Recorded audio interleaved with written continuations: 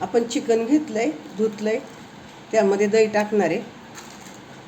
दही टाकून झाले, त्यामध्ये आपण तंदुरी मसाला टाकतोय, चवीनुसार मीठ. आता हे मिक्स करून घेणार आहे आपण. चिकनच्या सगळ्या पुडींना लागला पाहिजे मसाला, या पद्धतीने आपल्याला सगळं मिक्स करून घ्यायचं आहे.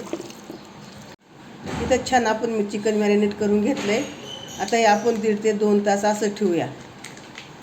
आपण चिकन मॅरिनेट करून ठेवलं होतं. इथं मॅरिनेट केलेलं चिकन आहे. परत एकदा मिक्स करून घेऊ.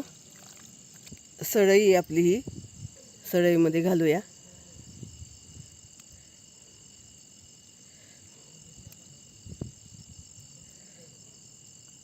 एक एक करून आपण सळईमध्ये घालूया असं. इथं आपले सळई लावून चिकन झाले. आपण इथं विस्त्यावरती ठेवूया. आपण चिकन उलटं करूया, फिरून घेऊया चिकन आणि त्याच्यावर तेल सोडूया थोडं थोडं.